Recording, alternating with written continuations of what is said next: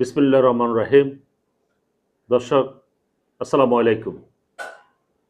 আলহামদুলিল্লাহ, আলহামদুলিল্লাহ, আলহামদুলিল্লাহ।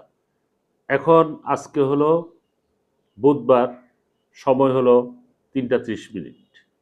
এই পর্যন্ত লেটেস্ট যে খবর দেশমাতা ইনশাআল্লাহ এখন তিনি ডাক্তারদের যে কোনো বিষয়ে রেসপন্স করছেন এবং ডাক্তাররা আপ্রাণ চেষ্টার প্রেক্ষাপটে আল্লাহর অশেষ রহমতে উনি সিগন্যাল দিচ্ছেন এবং চোখ তুলে উনি তাকিয়েছেন এবং যে কোনো কথার উনি রেসপন্স করতে পারতেছেন এবং উনি কিছু খাবারও গ্রহণ করার খেতে পাচ্ছেন। এটা আলহামদুলিল্লাহ আল্লাহর একটা অশেষ রহমত।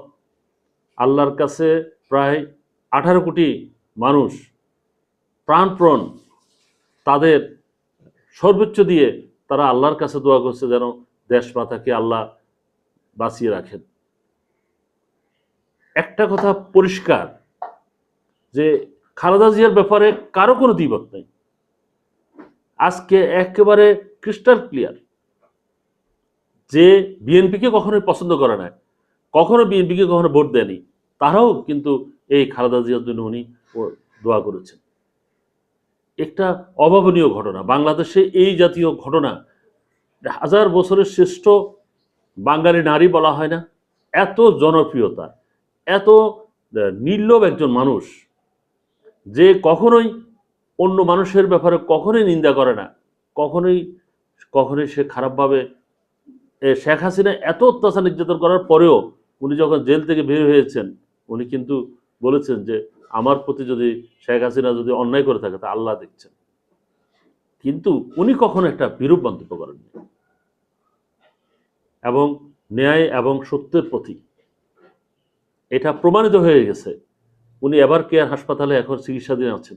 ওনাকে চায়না থেকে ডাক্তাররা চলে আসছেন এয়ার অ্যাম্বুলেন্সে করে।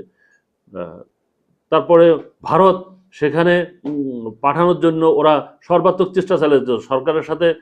মোদি কিন্তু অলরেডি বর্তমান সরকারের সাথে যোগাযোগ করছেন, বিএনপির সাথে যোগাযোগ করছেন তাদের লজিস্টিক সাপোর্ট দেওয়ার জন্য, ডাক্তারদের যে উনি যেন ডাক্তার পাঠিয়ে ওনাকে সহায়তা করতে পারেন। দেখেন যে ভারত বর্তমান সরকারের সাথে কাটটি চলছে, সে ভারতও কিন্তু খালেদা জিয়ার প্রশ্নে একমত। পাকিস্তান বলেন আর কাতার তো তারা তাদের চার্টার যে প্লেন পাঠিয়ে দিয়ে অ্যাম্বুলেন্স পাঠিয়ে দিয়েছে, প্লেন এবং রাজকীয় প্লেন দিয়ে তাকে একবার চিকিৎসা করে নিয়েছে, এখন প্রস্তুত রেখেছেন।